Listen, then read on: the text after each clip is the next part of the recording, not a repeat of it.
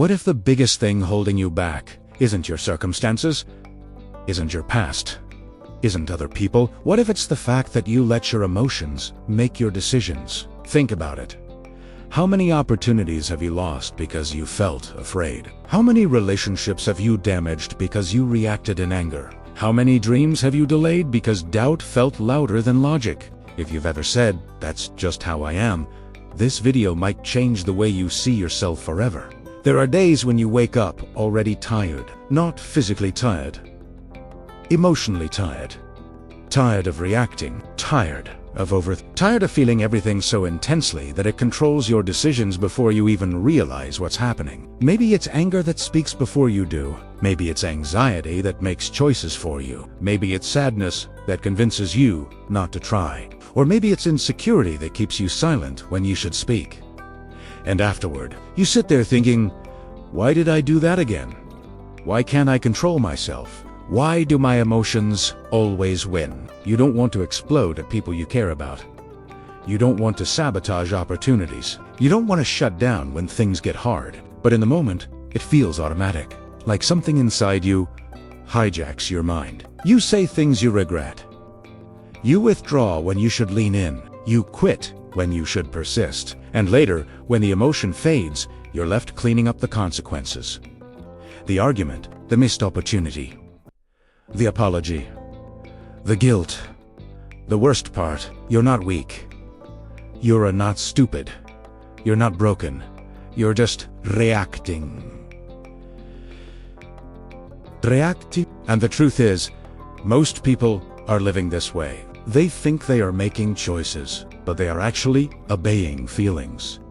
They think they are expressing themselves, but they are actually being controlled. They believe their emotions are the truth. But emotions are not truth. They are signals, temporary waves. And yet, for so many people, those waves become their master. Anger decides relationships. Fear decides careers.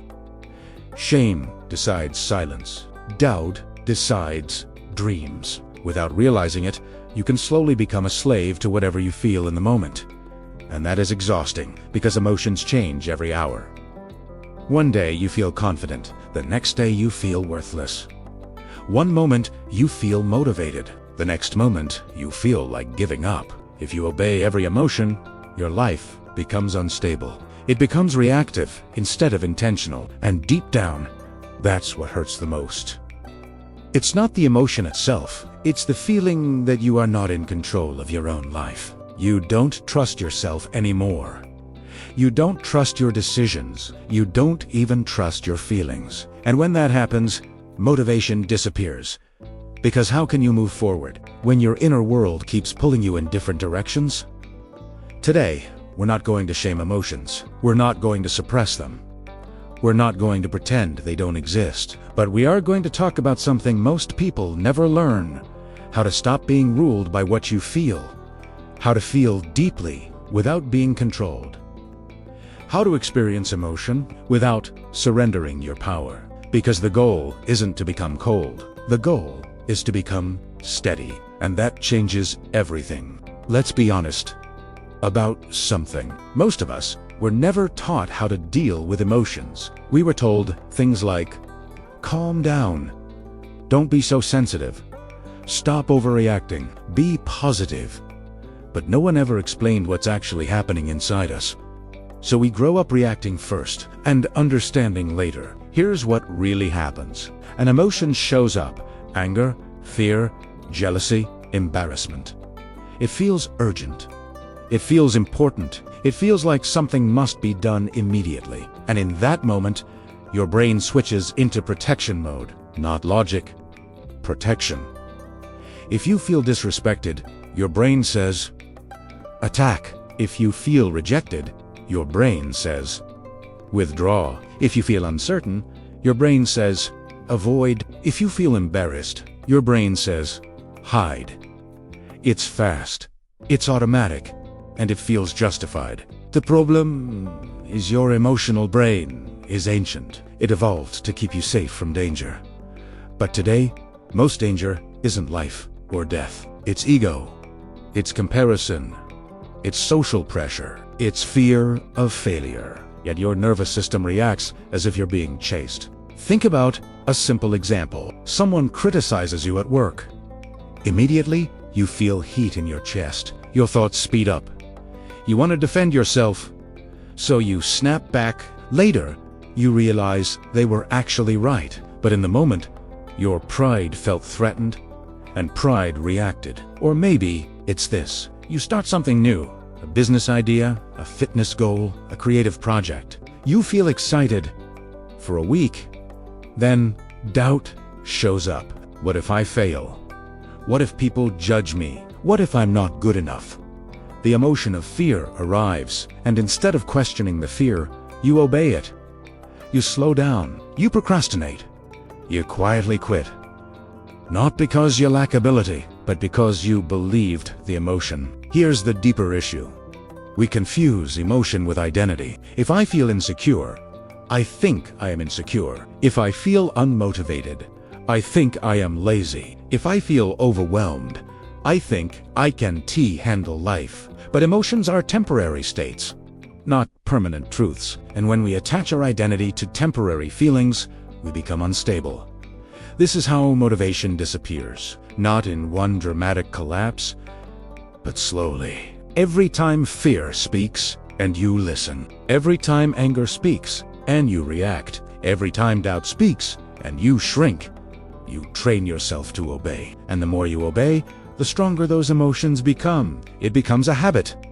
React, regret, repeat, and over time, you start saying, "This is just how I am." No, this is just how you've been responding. There's a difference. The real problem isn't that you feel too much. The real problem is that no one taught you how to pause between feeling and acting. That tiny space, that pause, is where your power lives. Without it, you are driven by impulse. With it, you are driven by intention. And most people never build that space. They let anger decide relationships. They let fear decide opportunities. They let insecurity decide. Then they wonder why life feels chaotic. If your inner world is chaotic, your outer world will reflect it. But here's the good news. If the problem is reaction, then the solution is awareness. And awareness is something you can build. You are not doomed to be ruled by your emotions. You were just never trained to lead them. Let's shift something important right now. The goal is not to eliminate emotions. That would make you numb. The goal is not to suppress them. That would make them stronger later. The goal is to stop obeying them automatically. There's a powerful truth most people miss. You are not your emotions. You are the one experiencing them. That distinction changes everything. An emotion is a visitor. You are the house. Visitors can knock loudly. They can make noise. They can demand attention, but they do not own the house. The first step is simple, and it sounds almost too small to matter. Pause. When anger shows up, pause. When fear shows up, pause. When shame shows up, pause. Not forever, just a few seconds. In that pause, say to yourself, I'm feeling anger. I'm feeling fear. I'm feeling insecure. Not I am angry. Not I am insecure. I'm feeling. The tiny language shift separates you from the emotion. Now it's something you're observing, not something you are. The second step is curiosity. Instead of reacting, ask, what is this emotion trying to protect? Anger often protects hurt. Jealousy often protects insecurity. Avoidance often protects fear of failure. When you get curious instead of reactive, your nervous system begins to calm down. Because curiosity is calm, reactivity is chaos. The third step is intentional action. Here's the truth. Emotions can inform you, but they should not command you. For example, you can feel fear and still take the step.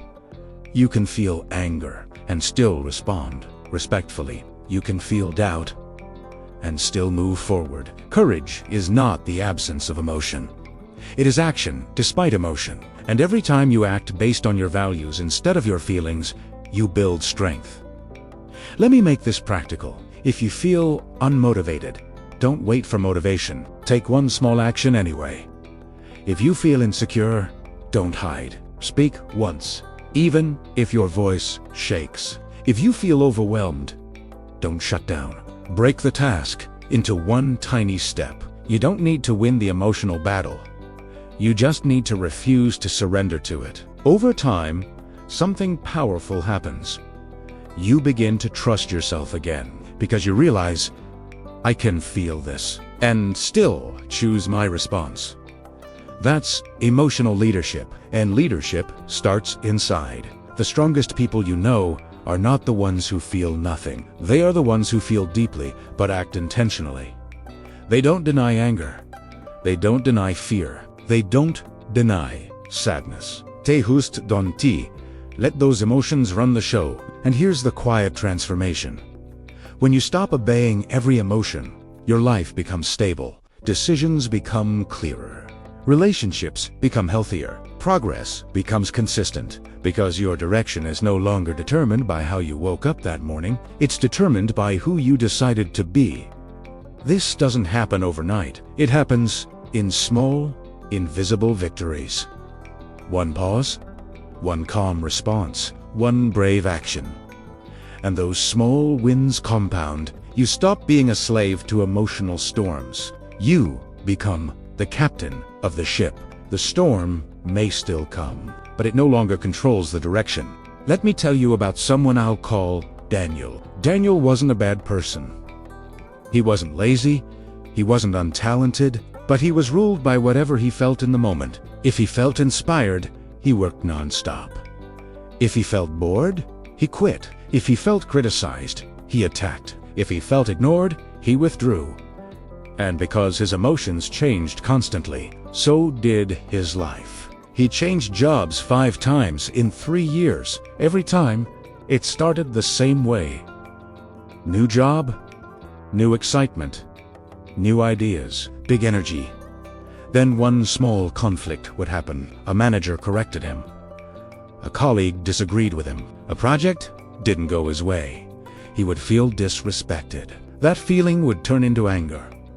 And instead of pausing, he reacted. He would argue. He would shut down. He would start mentally checking out. Waiting months. Wiltkit. Convinced the problem was the company. But the pattern kept repeating. It wasn't just work. In relationships, it was worse. If his girlfriend didn't respond quickly to a message, he felt rejected. That rejection turned into insecurity. Instead of admitting he felt hurt, became short replies. Distance, sarcasm. Eventually, she would say, I feel like I'm walking on eggshells around you. And he would think, no one understands me, but deep down, Daniel was exhausted. Not because life was unfair, because he was constantly reacting. One night, after another argument ended a relationship, he sat alone in his apartment. He replayed the same thought he always did. This is just who I am. But for the first time, something inside him questioned that, is this who I am? Or is this how I've been responding? That question changed everything. He didn't suddenly become calm. He didn't transform overnight. He just started practicing one thing. The pause. The next time his boss criticized him, he felt the heat rise in his chest. His mind started building a defense. But he remembered. Pause. He said nothing for 5 seconds. It felt like 5 minutes. Then instead of attacking, he asked, can you explain what I could improve? That one sentence felt unnatural, but it changed the outcome. There was no fight, no resentment, no quitting. The next test came in a relationship, a delayed text message. The old pattern tried to activate their losing interest. You're not important. He felt the insecurity, but instead of withdrawing, he sent something simple and honest. Hey, I felt a little anxious when I didn't hear back. Just wanted to say that. No sarcasm. No cold silence. Just truth. And for the first time, the response wasn't conflict. It was reassurance. Daniel started realizing something powerful. His emotions were loud, but they were not commands. The more he paused, the less explosive life became. He still felt anger. He still felt fear. He still felt insecurity. But he stopped letting those feelings make decisions. Within a year, something surprising happened. He didn't just keep a job longer. He became respected. Not because he was perfect, but because he was steady. People trusted him. His relationships became calmer, not because conflict disappeared, but because he stopped escalating it. And one day, he said something that stuck with me. I used to think my intensity was my personality. Now, I realized it was just my lack of control. That's the difference. When you are ruled by emotion, you call it passion. When you lead your emotion, it becomes strength. Daniel didn't become less emotional. He became more intentional, and that changed the direction of his life. Not in one dramatic moment, but in hundreds of small pauses. Here's the truth most people never hear. Your emotions are powerful, but they are not supposed to be in charge. Anger is energy. Fear is information. Sadness is depth. Excitement is fuel.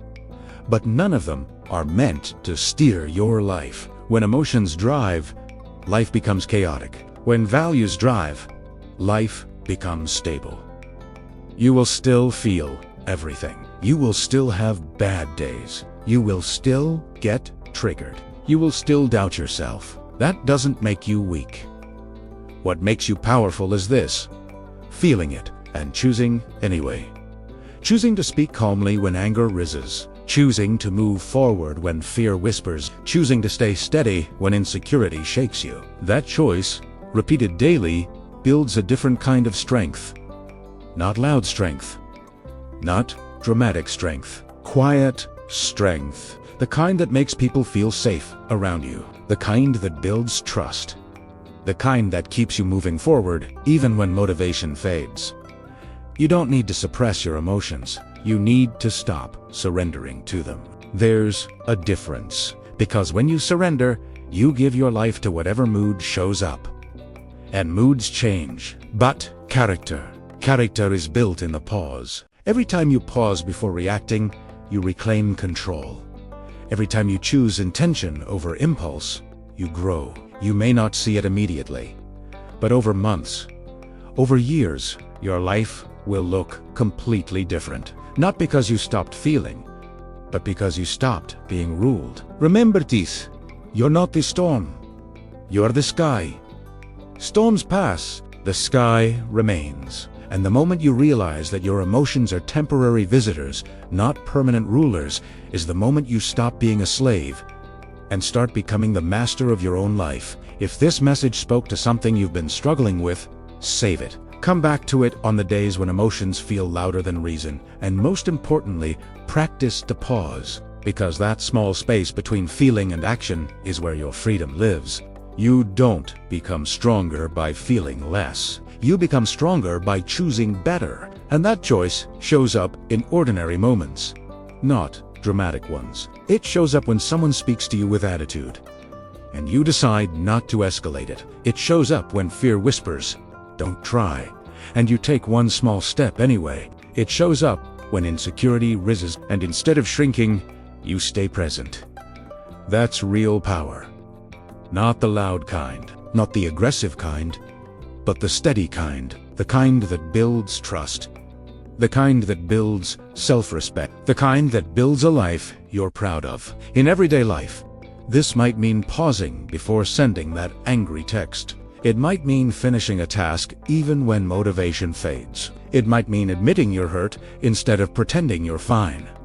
Small choices, quiet decisions, but over time, those small decisions shape your character, and character shapes your destiny. You are not meant to suppress your emotions. You are meant to lead them.